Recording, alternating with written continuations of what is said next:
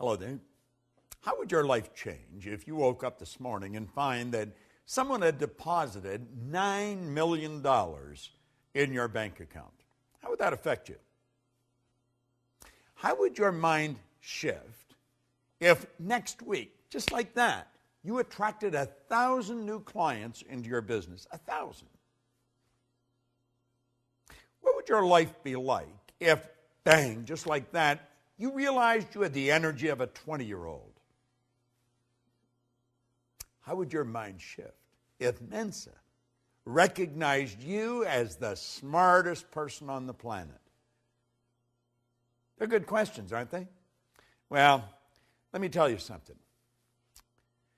There's a lot more than 9 million just waiting there to come into your life. There's an infinite supply. And the 1,000 clients, there's tens of thousands of people out there just waiting for someone to come and serve them. And the 20-year-old energy, do you know all the energy there ever was or ever will be is 100% evenly present in all places at the same time. No one gets energy. Everyone releases energy. And desire is the triggering mechanism that releases energy. And as far as being the smartest, hey, listen, the smartest sometimes are not the most effective. Being smart isn't the answer. Being effective is the answer. Did you know that all the knowledge there ever was or ever will be is 100% evenly present in all places at the same time?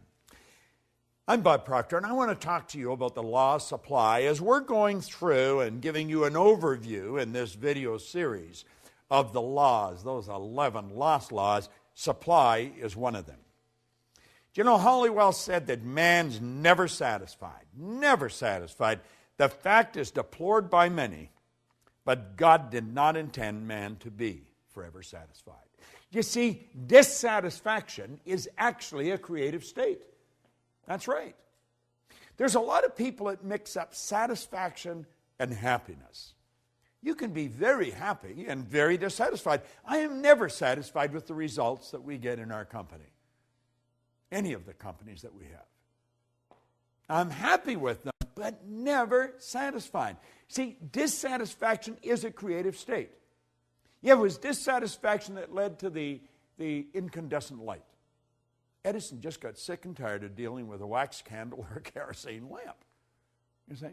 Yeah, it was dissatisfaction that led the Wright brothers to introduce us to a brand new kingdom.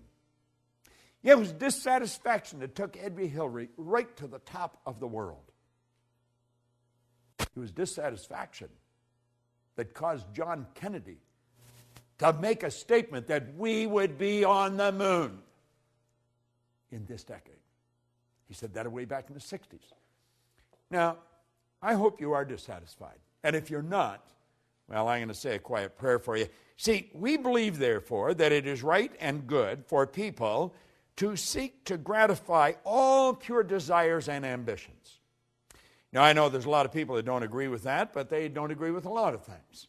But you're going to find out the small select group of people that really understand these laws, understand there is an infinite source of supply. Everything comes from one infinite source. Everything's made from the same. The difficulty with some is that they can more easily look to the creature as the source of their substance than to the Creator. Just beyond the average person's grasp. We don't really believe that God is the source of our substance. Now, when we start to believe it, I think it starts to happen.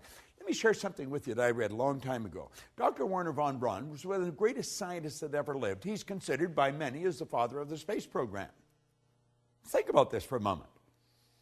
He said after studying the now before I mention this, let me also mention that for a long time, science and religion were antagonistic. They just could not come together. But they since have come together. Now, von Braun said that after years of studying the spectacular mysteries of the cosmos, he was led into a firm belief in the existence of God. Now, I'm not trying to turn this into a religious dissertation.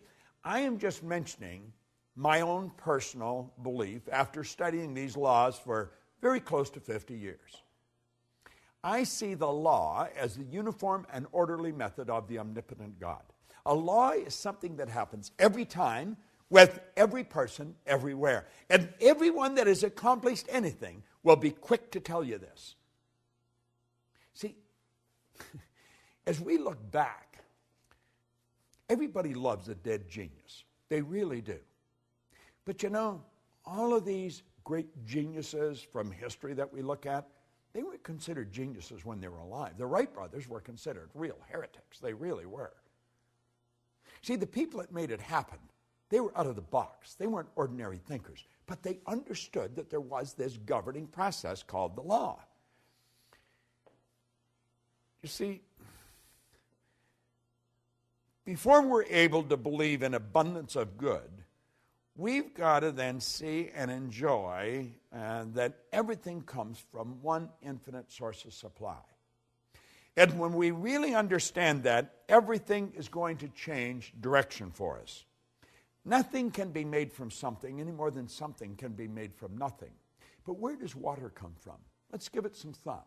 If we went outside on a nice clear day and stood there with a cup, just stood there, and we were patient, and we stayed there long enough, do you know that that cup would fill with water? Oh, yeah. You would see in the no thing, you would see a cloud formation. And the cloud would become very heavy and very dark, and before long, water would fall out of it. Now, if we stayed there with that cup, where would the water go to? It'd go right back to where it came from. See, as above, so below. As below, so above. I want you to think about that. Nothing is created or destroyed. Everything's in a constant evolution of change. We literally live in an ocean of motion. You and I have the godlike ability to create images in our mind. And as we create the images in our mind, we control the vibration that we're in, and that vibration sets up an attractive force.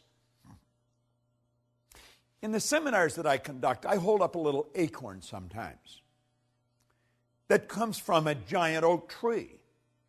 But the little acorn is nothing but a mass of energy in a high speed of vibration. It's just a little physical nut. Now, if I kept that acorn in my pocket, that acorn would disintegrate because it's governed by a very, very basic law, create or disintegrate. And it's not in an environment that's conducive to its unfoldment.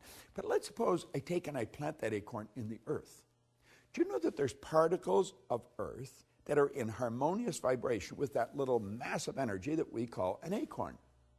See, if you looked at the acorn through a microscope, it's not solid. It's just a little mass of energy that's dancing. Let me digress for a moment. Let's suppose I took 2 drops of water on a glass top table and I pushed them together until they touched. Then I'd have 1 drop, wouldn't I? I'd have a bigger drop. Let's suppose I put another drop and I pushed it together.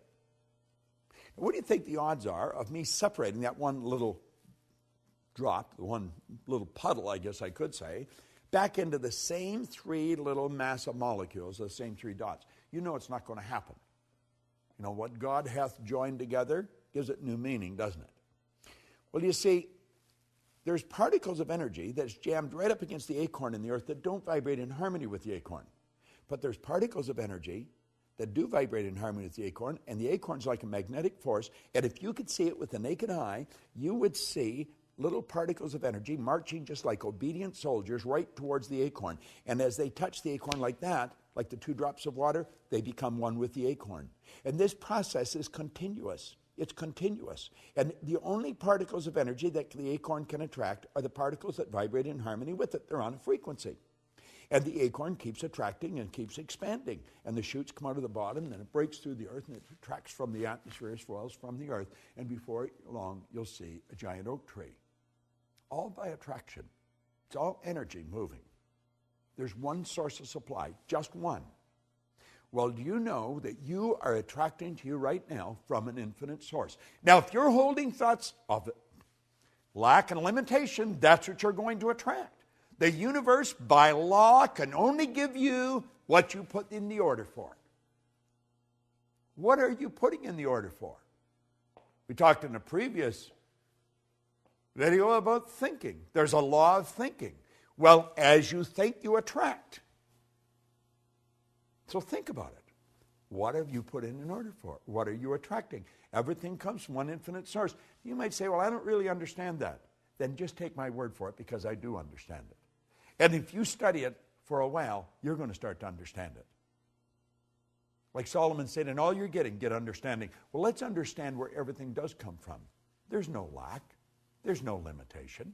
As long as you live through your sensory factors and just go by what you see, then there will be lack and limitation because you're dealing with a very limited view.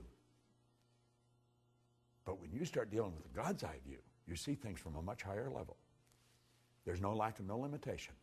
And understand this, what you think you attract, and you attract from one infinite source of supply. Study this law of supply. It's a phenomenal law, and it works for every person, every time, everywhere. This is Bob Proctor, and thank you.